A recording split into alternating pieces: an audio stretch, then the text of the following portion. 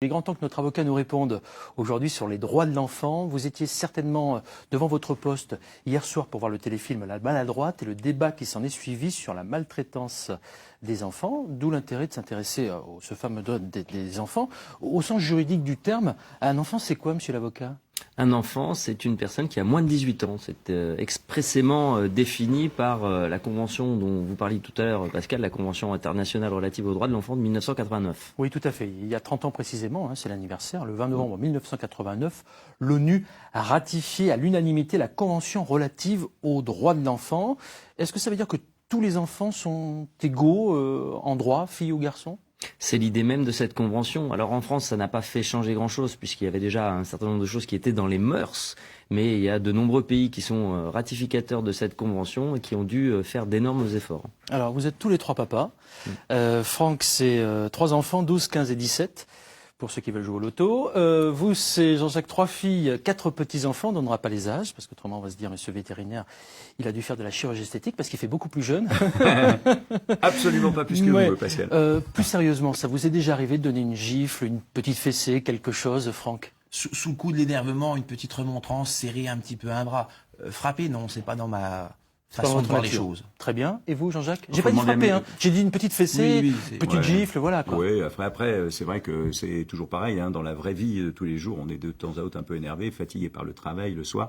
On peut s'énerver un tout petit peu, de là à maltraiter, non. Mais effectivement, une petite secouée, mais ça s'arrête très très vite et puis on se rend compte qu'on a débordé très vite. C'est arrivé au papa avocat aussi ? Parce Oui, que vous avez arrivé. un fils.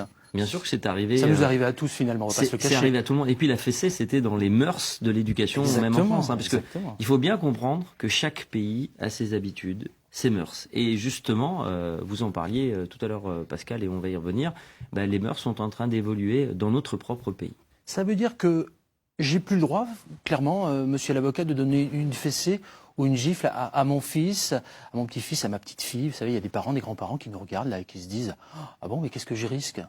On en a beaucoup parlé cet été, puisqu'il y a effectivement un nouveau texte qui a été voté par le Parlement, qui vient dire, alors qu'on n'a plus le droit à la fessée éducative, le texte précisément, c'est le Code civil. Le Code civil qui dit l'autorité parentale doit s'exercer sans violence physique ou psychologique. On ne crée pas une nouvelle infraction, on ne crée pas une nouvelle interdiction, mais on appuie sur ce point-là pour bien faire comprendre à l'ensemble des Français que malheureusement, voilà, plus de fessée. Donc si mon fils ou ma fille prend une fessée ou une gifle vraiment un petit peu appuyée, je peux clairement me retrouver devant le juge ? Vous commettez une infraction pénale qui est prévue de longue date par le Code pénal qui prévoit des violences faites sur un mineur. Alors, il y a une aggravation si le mineur a moins de 15 ans. Et la deuxième aggravation, c'est que c'est par une personne, un ascendant ou une personne ayant autorité. Et là, l'infraction est sévèrement réprimée puisque vous risquez 10 ans d'emprisonnement. Franck, Jean-Jacques, vous saviez ça ? Non, pas à ce point-là. Non, pas du tout. Je retiens la violence psychologique aussi. Oui, mais justement, parce qu'il y a la violence physique, mais il y a aussi la violence morale, Fabien Kovac. C'est presque pire que tout. Ce que vous disent les psychologues, les psychiatres, c'est qu'un enfant peut être beaucoup plus broyé par le psychologique, par le physique. Sur France 3, hier soir, dans le film La Maltraitance, c'était précisément le titre, c'était pas ça le titre, c'était La Maladroite, pardon, c'est moi qui suis un petit peu maladroit ce matin. On en a beaucoup parlé, de maltraitance. Qu'est-ce que je peux faire finalement pour aider un enfant si je suis témoin de cette maltraitance ? Est-ce que je suis aussi finalement responsable ? Imaginons que mon voisin, quelqu'un de ma famille maltraite un de ses enfants. Est-ce que je peux être pénalement responsable de ne pas avoir dénoncé ça ? Alors ce n'est pas qu'est-ce que vous pouvez faire, Pascal, c'est qu'est-ce que vous devez faire, puisque c'est une infraction pénale, de ne pas dénoncer des faits de violence physique ou psychologique. Donc vous seriez le témoin ou simplement que vous pressentez. Alors on va imaginer que ma belle-sœur est particulièrement sévère, c'est pas vrai, hein. Si elle regarde, attention, est particulièrement sévère avec ses enfants.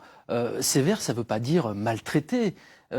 Ça va très loin, là, ce que vous me dites. Ouais, c'est très compliqué, c'est une notion. Alors, oui, parce que la limite, la violence physique, elle est simple à comprendre. La violence psychologique, elle est beaucoup plus ténue. C'est-à-dire qu'il faut se rendre compte si l'éducation qui est donnée à l'enfant par l'adulte est normale ou pas.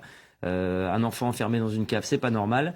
Un enfant qui passe un quart d'heure dans sa chambre parce qu'il a fait une bêtise, ça c'est normal. Alors quelles sont mes obligations légales finalement quand on parle de maltraitance comme ça ?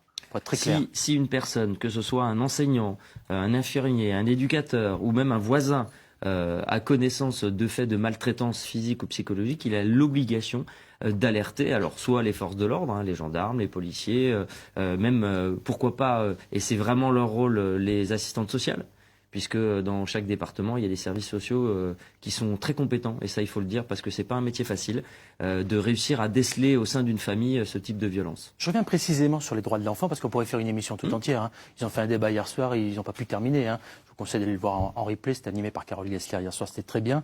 Dans le cadre d'un divorce, par exemple, puisqu'on parle des droits de l'enfant, est-ce que l'enfant a son mot à dire ? La convention dont on parle, elle contient une 50aine d'articles. Tous ne sont pas orientés sur la violence, loin de là. Mais un des droits des enfants, c'est effectivement de pouvoir le laisser s'exprimer.